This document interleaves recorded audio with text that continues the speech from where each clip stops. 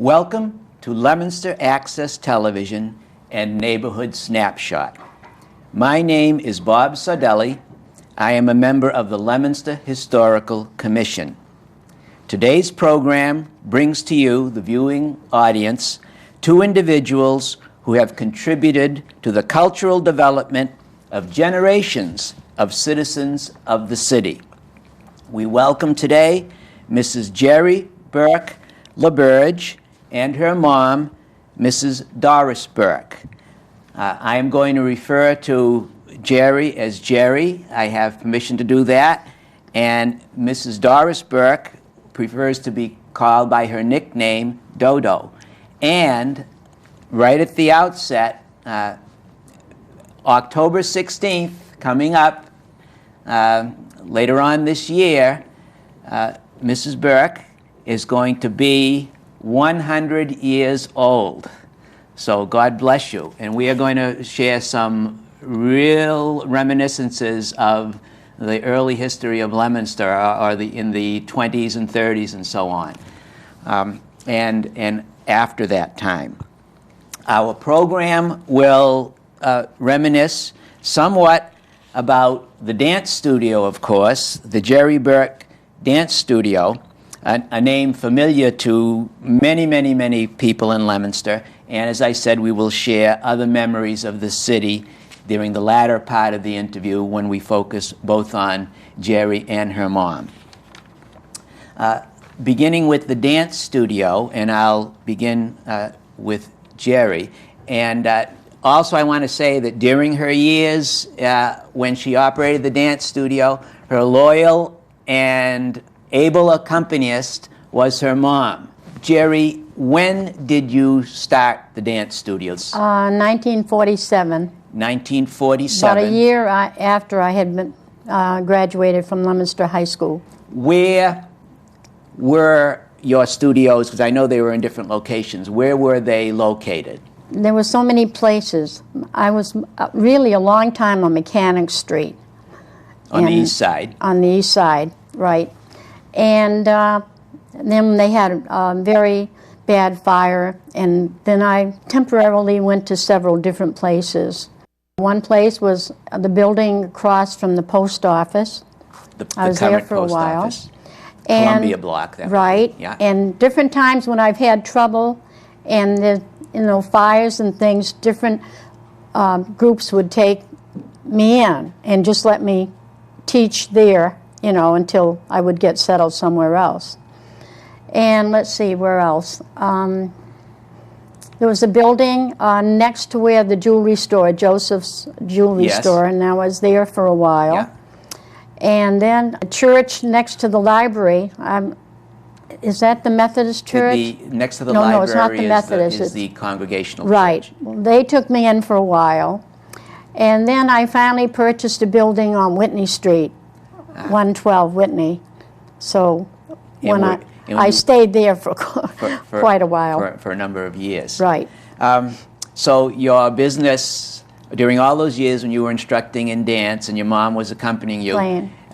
So you moved to a variety of places in Leominster. Oh, and the Franco-Americans on Water Street on the east side, they let me teach there for quite a while also during all these different things. Years. So my thought now is that how nice it was for during these times when you had to relocate, how people were very willing to provide space. So that, to me, that shows how much they valued what you were doing for the community. And they were very, very nice. And we'll get into a little bit about that and how there's a little bit of a change today in the culture, in dancing and so on, and we'll get into that. How did you get into dance? I mean, what made you take up dancing, which led to a career, really? Well, when I was very little, I remember my father would carry me around. I even had trouble walking, and I had been to several doctors, but they couldn't really find out, what was wrong. So one doctor said I should dance, and for my legs that would be good. Strengthening your legs. And that's what, when I started dancing. And so I was about 7, I think. about 7 years old, and your mom brought you. You told me in the anteroom we talked about this. Did On you get 3rd any? Street. Did you get any? Did you go to a dance instructor, or what? What's the story on that? Tell us about. Well, when you took me to 3rd Street, that was Yeah, that's where in back of the Lamont and drugstore area. Right. There's a building in the back. on 3rd Street. it was, Yes. it was Garapi's furniture. Garapi's Furniture, not the current Garapi's Furniture, which is located at the corner of Union But and that was Central. the family. The family Yeah. were in the furniture business. And what organization instructed you? I found that most interesting. This was in the Depression. During the Depression, And who gave the dance instruction to you? Well, the government sent teachers. The teachers were not from Leominster. They sent teachers to different towns. The United States, the federal government. Right, to help out the families and the children, and they were there. I don't know, maybe 2-3 years. And actually teaching Dance. So Right. this was a Depression era, Right. post-Depression or Depression era for the government federal program to try to get things The going again. morale, lift the morale. Right, and how old were you when you got these instructions? I was about 7. About I was 7. pretty small because when I was 7, I looked maybe about 4. I was You were sort of frail. very. I'm really tough now.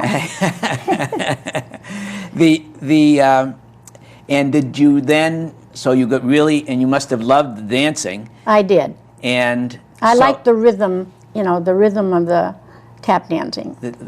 And then did you get any? You obviously pursued it? Did you get any other formal instruction after that? Did you continue Oh, yes. your dance education? Tell us about that, please. Well, there was the John Burke that was of no relation that taught and upstairs from where Allen's clothing store is. That used to, and then it was the Nickerson block. Right, Nickerson right, building. and that's where I always went by myself because my mother always worked and my father was, working, and so my mother wanted me to have private lessons, and they had big classes, but my mother didn't know that. But they had one corner of the big room where they had a big velvet curtain, and so he used to teach me one little step, maybe 3 or 4 minutes, and stick me behind the curtain, and then go and teach the big classes. And I had to learn by myself, You'd practice, all by myself. and you practiced very, very diligently. I because did. You did, obviously. On my own. On your own. And then, so that was at another Mr. Burke, dance John instructor. Burke. John Burke. He was from no out of relation. town, no relation. And then did you continue your dance instruction Yes, beyond that? then I studied with another local teacher, Lorraine Richardson, and her school was on the corner of, let me see where it is, Pleasant Street, on that corner across from the bank, was upstairs. And I took lessons from her, for about 3-4 years.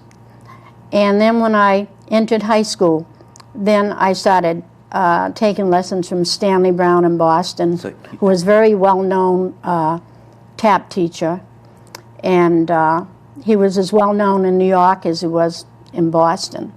And so all during high school, I would go to Boston on my own and take lessons from Stanley Brown. How would you get to Boston? Oh, I'd go to North Leominster. I must have taken the bus because we didn't have a car, and took the train to Mass Ave, to Boston, and his big studio was on Massachusetts Avenue. And I did that for a long time. And then did you get any other training elsewhere? Or? Well, from there, I would just go in the summer, for short periods in New York. In New York, too. You know, that was but then I belonged to Dance Teachers Club and associations that we would meet in Boston on Sundays. And that's how you continue to keep up, you know, with everything. And then all during that time when you were in high school and training, and your mom was, where did you work? Where did you work? I worked in Clothes. Cluets, Peabody? Making shirts. Making shirts. Yeah. That's on the east side. Right. Yeah. And anywhere else? What about DuPont's? Did you work? I worked in DuPont. DuPont Viscaloid? That's where I first worked. That's where you first worked. Was that before, those were the factory jobs, Yeah. but you had a most interesting job as a young lady, around 16 years old, I think. Right? What did you do that I find most interesting? And I think the audience will too. This is from a real other era. Yeah. When you played for the movies, Oh, yeah, I played for the movie. you know, before the talkies. Before the talkies, silent pictures, Yeah. black and white, Yeah. the old captions, silent movies. You were such a good piano player that you used to play in the Gem Theater Yes. in Leominster. Where was the Gem Theater? Jim Theater on when you take Pleasant Street, on the corner of the right there, Adam that No, Street. I thought you said it was on Main. That was the other theater. There was. That yes, was another theater. Right. My era, Yeah. I remember the Metropolitan Theater, the Plymouth Theater. And the Rialto. And, well, the Rialto was the first one. gone by the time it Oh, was a, yeah. it was a rec Yeah. center there. But there was the Gem Theater. Theater. There was another one. But you played at the Gem Theater, Yeah. and I found it most interesting. You had to coordinate the action of the And movie. what they were doing. What they were doing. If there was a chase, you had to play faster. Yeah. And if there were a love scene, you had to play sentimental music, All types. all types of music. So, believe me, Dodo, there aren't a lot of people around who can say that they were the piano player during the silent movie era. That's what an accomplishment. That's wonderful. And we'll maybe talk a little bit more about that after, but that Yeah. is great. Yeah. That is It great. was a lot of fun. It must have been. Enjoyed it. Jerry, your mom greatly influenced you because she came from a musical family too, and we'll get into this during the latter part. But your students, what type of you had many students. What types of dance did you teach at the Jerry Burke School of Dancing? What were the types there? I taught all the tap because that was my major. That was what I was mostly interested in. And then I would hire ballet instructors and jazz teachers, you know, to do the other. And then I taught a lot of ballroom, children's ballroom. And I taught adult ballroom later. And I did have 1 year of, it was very interesting. When they had the break dancing, Yeah. I had these boys from Clinton that were wonderful break dancers, and their cousins were from New York City, and we had over 150 boys taking break dancing at the studio Wow. for about a good year. But then after, the boys did not realize how difficult, you know, it is to do, and they have to be physically, Oh, yeah. you know, in shape. But that was a very exciting time. I really enjoyed having that at the school, even though it was only for about a year. About a year. You mentioned the ballroom dancing, and in the anteroom, we were getting ready for the interview, and how how things have changed. Just as with the movies have changed, and the silent movies, now we have the movie industry has changed, and the DVDs and so on, and animation. And who knows what the future changes will occur. But a big change in the culture, and I found this most interesting. You said that I don't think children today, young adults, teenagers, at least in the Leominster, Fitchburg area, so far as I know, there's not a lot of formal instruction dancing school. Kids, I remember when I was a kid, I didn't go. I wish I had, but probably I would have learned how to dance. But formal dancing, there was dance instruction where kids learned how to dance formal dance, right? Waltz and foxtrot and so on. And I found it most interesting that you said that in some areas of the country and in the military, the officer class has to learn that. Could you expound on that a little bit, please? Well, they had to know how to do the latest dances like the cha-cha, and I suppose when they would go to things that they had to attend, they expected them to be able to dance and to, conduct themselves that way.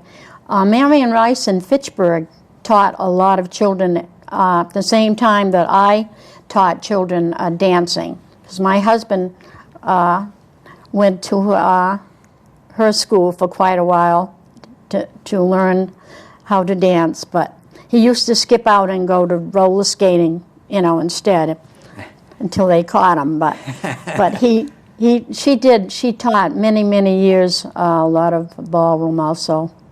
So I wonder whether today the people in the service who are going to be officers or West Pointers or Naval Academy, Air Force, whatever, Coast Guard, I wonder whether they are, as part of their training, must learn. If they're still doing that, I'm not sure. It was a few years ago that they had a program on TV where they showed the class, of the men, and it just happened that time they were doing the cha-cha. Yeah. But they were told they had to know how to do that. Right, because they're supposed to be officers and gentlemen, and today officers and gentlewomen, however. They can't just stand around. No, they can't just stand around. That's a part of becoming cultured. Right. And that is something I wonder whether kids today, I don't think they're giving, I don't think there are as much formal training going to dancing school. There isn't. It's too bad. I mean, they just want to do the hip hop and just, the things that they can do on their own. Right. So that's kind of a sad thing. Well, I think it is. Yes, I agree. Recitals. Now, part of every dancing school is, at the end of the year, when the classes end, recitals. How many recitals did you have? I had 49. 49 recitals, and your mom was the accompanist for many of them. Many years. Maybe just the last 10 years she, wasn't. Yeah. I kind of lost my job. She said, time for me to have a rest. Well, you lost your job when you turned 80. Right. When you turned 80, so you deserved a rest at that point. I want to talk now. We've talked a lot about the dancing. Your career as your training and your years and contributions to the generations of Leominster. I remember the Jerry Burke Dancing Studio. That name was very familiar, and there are many people in the audience who will remember, and many people in the audience who took lessons from Jerry Burke. Yeah, right. But let's reminisce a little bit about Jackie Selly did too. Jack Sully did too, yes. And he reintroduced himself to you, and he's right here. He's right here on one of the cameras right now, and he remembered, and he reintroduced himself to you. And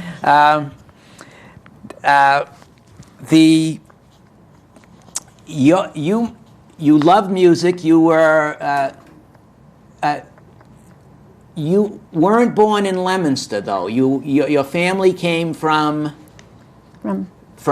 Peterborough And Milford. New Hampshire, and Milford, New Hampshire. Yeah. And they came to Leominster when you were a child. Yeah, So at right. about, do you remember maybe, Age 11. age 11? Yes. So you were 11, and you were very musical. Now, where do you think this musical talent, was your family musical?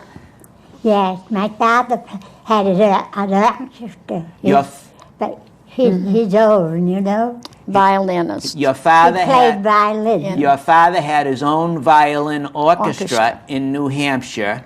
He played the violin. He not only played the violin, you told me he made violins. That's right. He made everything. He was a smart man. Very smart man. He had a very smart daughter and a very smart granddaughter.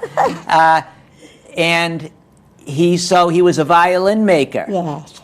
When he came to Leominster, what did he do for a living?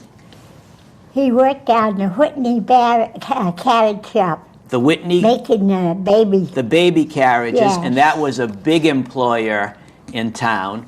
And they made the doll carriages and the very, very big employer. And your mom was a housewife, Yes.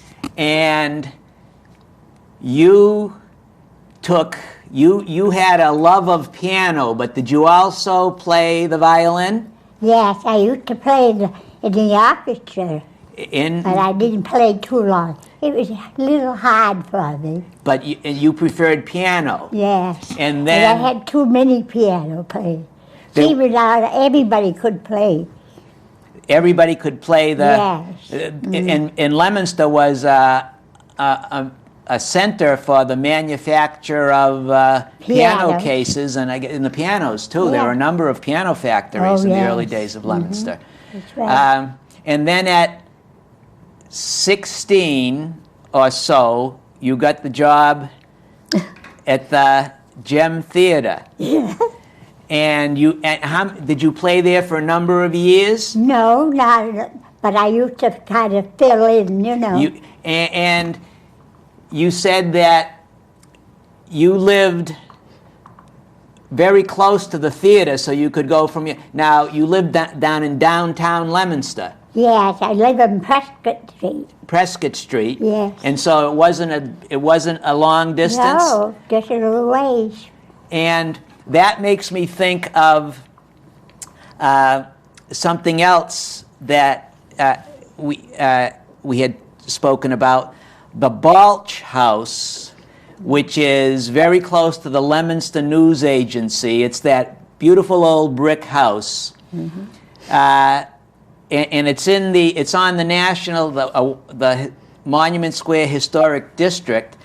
The Balch House was, I guess, at one time a residential house, and Leominster used to, at one time, have lots of residences downtown in the early days. And there are still some people who do live in the apartments in downtown Leominster. Right. But what about the Balch House, Jerry? You had an interesting recollection Well, my about mother that. said, Dr. Sweeney, when we go, my mother goes to the hairdresser's, Martha, at Talk of the Town, and you go in that driveway next to that house. That and brick Balch house. Right, the That's brick house. And every time we go in the driveway, my mother will say, well, that's where Dr. Sweeney lived and delivered so many babies in town. And a lot of the babies were born at home, so he Right. would go to the homes. Right, that's a big change between then and now. Right. Most deliveries are at the hospital. Right.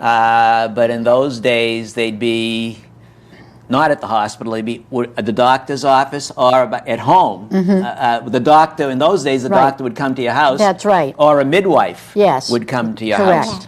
house. So the He was a nice doctor. Dr. Sweeney, Yeah. Dr. Sweeney. Dr. Sweeney. that was a long time ago. A lot. And speaking of a long time ago, and another building in the Monument Historic District is the wood block. And there's a connection between you, Doris, and the wood block Yeah. because many, many years ago, you were about maybe, many years ago, Teenager. Yeah. and you were I down. was 11 then. You were about, all right, No, no. 11. No, when the When clock came the down. clock came down, You Oh, were yeah. older. you were a teenager, Right. and you had come downtown perhaps with one of your friends, and there was a fire in the wood block. Yeah.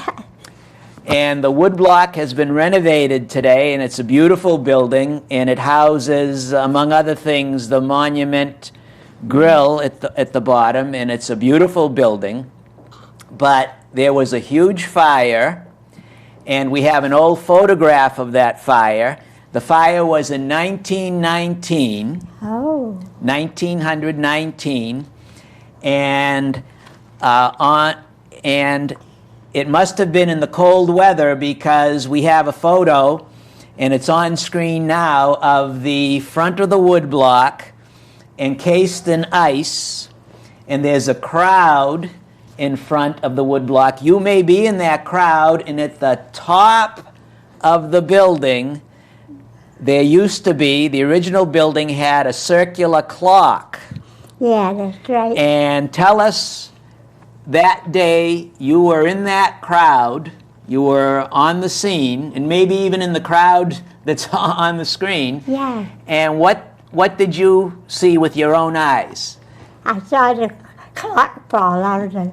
You don't saw the clock, the Yeah. circular clock, come it crashing fell out down on the ground. onto the ground. And on the screen, there's a picture of the top of the building encased in ice, and they're showing the empty space where the clock was, and you saw that clock fall. If folks in Leominster today look at the wood block, it's been beautifully renovated, and they won't see that space because the top of the building has been changed. There were lots and lots and lots of fires in downtown Leominster in those days, and a number of the buildings have changed. Some of them are gone, but a number of them, the top floors are no longer there. So I found that most interesting. You were actually, I'm speaking to someone who was actually in that crowd on that day. That's right. People who are interested in history kind of find those things fascinating, at least I do. Everybody always, it was the talk of the town, the clock falls out. Yes, I'm sure that was the talk of the town that day. And today, speaking of clocks, we have relatively recently, we have a brand new state-of-the-art electronic clock, which looks very, very old, though. That's now it's on the pedestal, and it's got the four faces, and it is set by satellite, I believe, set electronically, but it goes with the beautiful core of the clock. beautiful clock. Chris Paquette it was instrumental in bringing that and getting that project going. Everybody Chris Paquette of felt the so city. bad because the clock fell out. Yes, I can see. I can see, and that would have been. And That was really something. thankfully, the whole building didn't burn down. came No. in. Yes. Do you? Can you think of any other, Jerry? You had written down some notes about some other recollections that I would like you to share, many of them, a number of them, with the citizens of Leominster. And it's okay to use your notes because I depend on my notes too. So what are some of the other things that you remember of growing up in Leominster that might be interesting for the audience? When I was very young, I do remember everyone, their enjoyment was the radio. And then at that time, it was, they had a lot of famous fights, you know, boxing. Boxing, yes. And that was a big thing. And I think that's why I like to watch boxing and fights myself now. Last night. You're not a big bruising Last person. night you're I tiny saw. and you like boxing. Yes, I do. And I enjoyed watching it last night.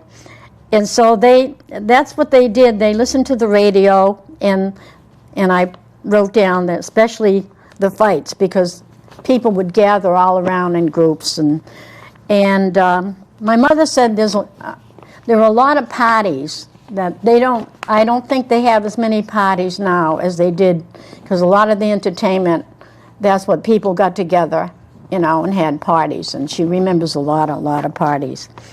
And I was surprised that she told me they played bocce on the east side. But the with a east lot of side the is French Hill. Right. But But bocce, they played. You mean the French Canadian people on Yes, French Hill they did. also played bocce? Yes. I always associate that with the Italian I did Americans. also, but Oh. she told me they did. And let's see what else. I'm trying to think.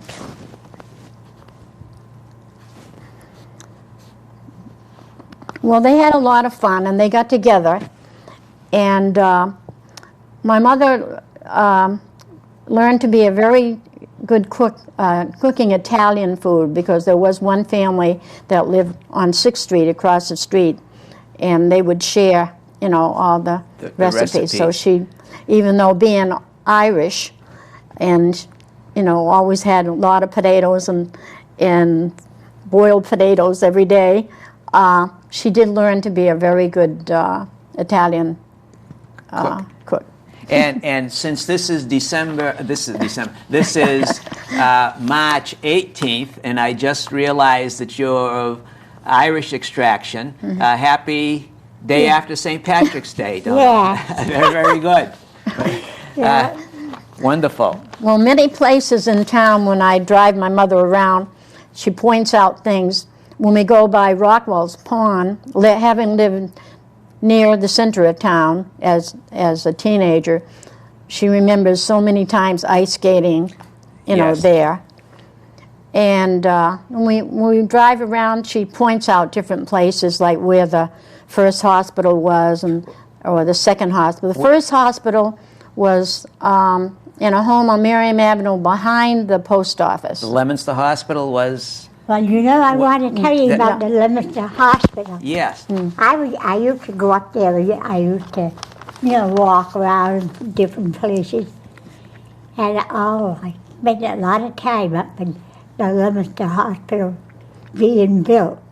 When it was being When built. Yes. And now it has even been expanded to the Yeah. university. True. It's huge now. Right. But you're talking about... Before that. You remember yeah. when When they first had hospital the was... hospital. Yeah. But prior to that, it was at a... On Merriam Ave, behind the the post post office? office. And then it was, there's an apartment house on Blossom on Street. Blossom Street. Where Yeah. my mother always points out as we That go was by. the Leominster Hospital, That was also. so- before they built the one that's on the site now. So you know. like so many things, it developed, and there's a history behind it. Right. And from very small, maybe out of a private home. Then a or little bigger. Bigger, until it's the huge complex now where it's very Right. hard to find a place to park at times. True. But we're glad it's there. You really got to give them credit. They try to do everything. Yes, yes. Anything else, any other recollections, Jerry? Well, let's see.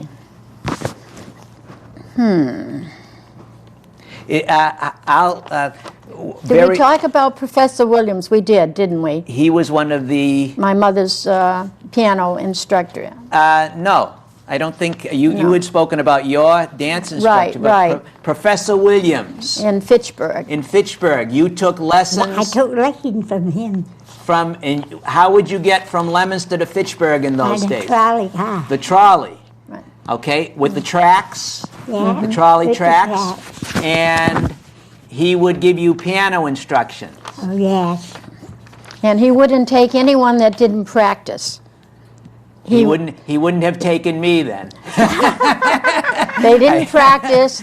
He didn't teach them. I took lessons, and the instructor, the very nice piano teacher, used to come to my house, and I wish I had paid attention and practiced more. But You know who was my piano player? The one that taught me my first lesson? Was Mildred Kimball. Mildred Kimball, was she That was in Milford. in Milford? Milford. So that your interest started in New Hampshire. Yeah. Yeah. Because you came here when you were 11, so you had taken lessons Yes. before you Yes. came here. I started when I was 6 years old. 6 years old. And what was her name again? Mildred Kendall. Mildred Kendall. Kendall. And so as a 6-year-old, you took piano lessons. Yes. And that developed into a very, very wonderful skill, and you helped your daughter through all those Yes. years. And again, I'm going to say, it isn't every day that I meet someone who was the piano player for the silent films. Yeah. That's wonderful. Do you remember nearing the end of the interview, do you remember, so many people whom I have interviewed remember the 1938 hurricane. Do you, Yes. Yeah, does she? do you remember that? Terrible day, terrible time. Jerry, I remember that. do you remember that, Jerry? I What do. are some of your recollections? Oh, I just remember we lived on 6th Street then, and I remembered being very frightened.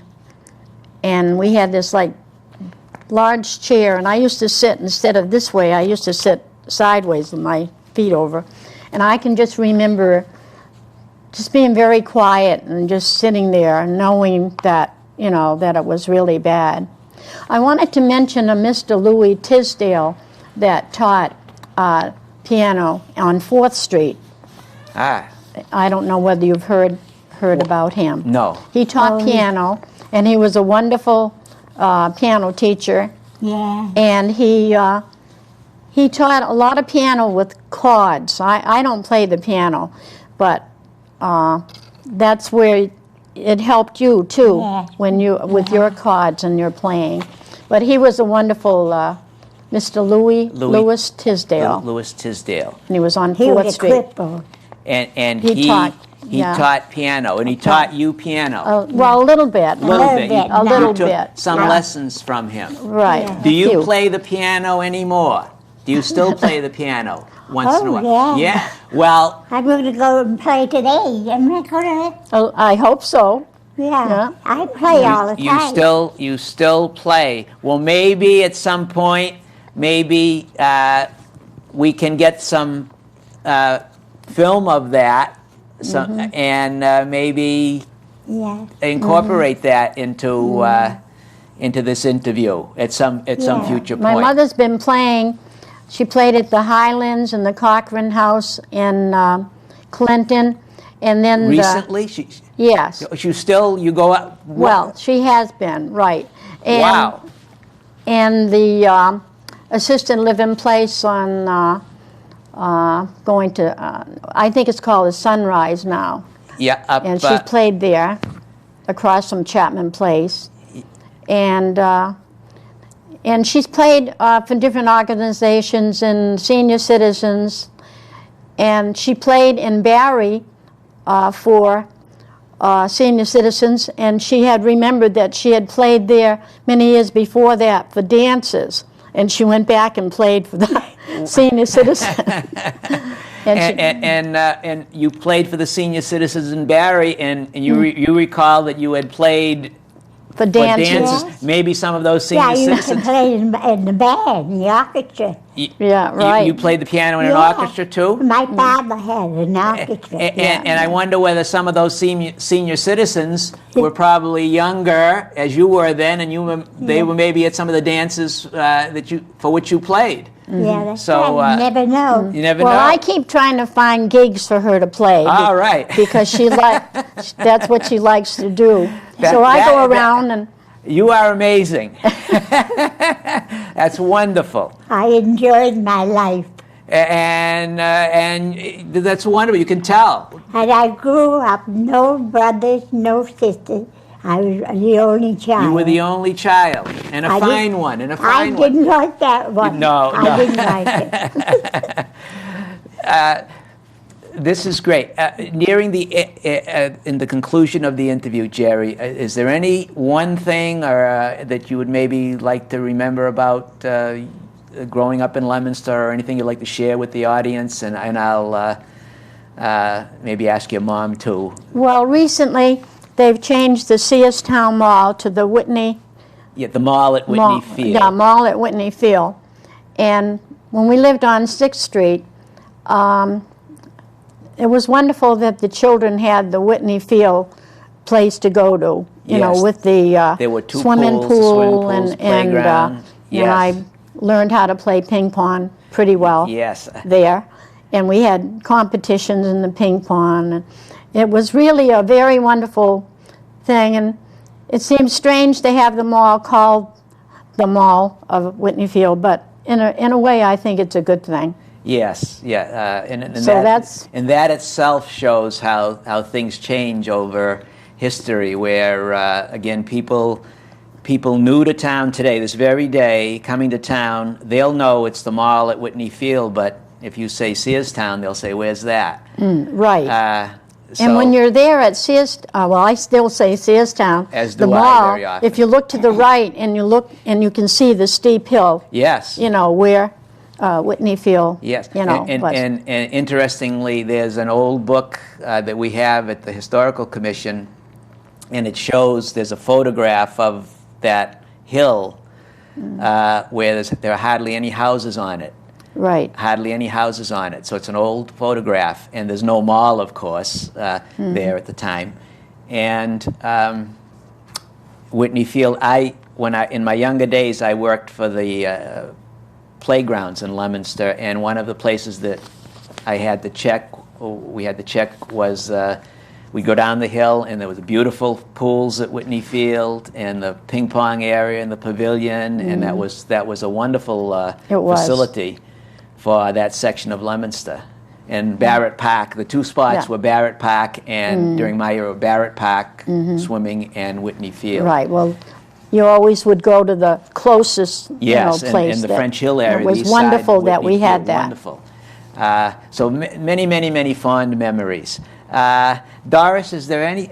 Is there anything? Is there anything else you'd like to share before we conclude this interview? Anything you'd like to tell the folks in Leominster who are watching this and the LATV audience? Because from your almost 100 years of experience, is there anything you'd like to share with us? No, I get so many things I can't remember them all. I enjoyed it all. You enjoyed it all, and you can tell. You can tell by just talking with you. Yeah. You have a very, very positive, wonderful, positive attitude, and that's so important in life, the positive attitude. It makes all the difference in the world. So God bless you. Well, God bless you. Now, Bob, I'll add one thing. My mother always had from having a childhood disease when she was little, had a hearing defect. And that was difficult for her in school. But what really helped her through in having the disability was she was popular because when they had parties or did things, she always played the piano. And that's what helped her through that period of not, having a hearing problem and being talented. And she played piano. They would invite her to parties and things. That was a gift to play she had, the piano. and a gift she could share with, with so others. She says that a And lot. there was a lot of piano players, too. And they chose you. Yeah. That shows you something. Well, But I enjoyed life. I enjoyed every bit of it. and you can tell. That's wonderful, Doris. Wonderful, wonderful. Well, Jerry, I want to thank you so much. You're welcome. And Dodo, Dodo. I want to thank yeah, you. I'm glad I never met you before. Well, it's for a it's an long honor. time. It's an honor to meet you, and Jerry, it's an honor to meet you because I've heard. I used to know Jerry Burke was a name growing up in Leominster that I had heard so often, and I finally got a chance to meet both of you. So thank you very, very much. You're welcome. I want to thank, as always, the LATV studio.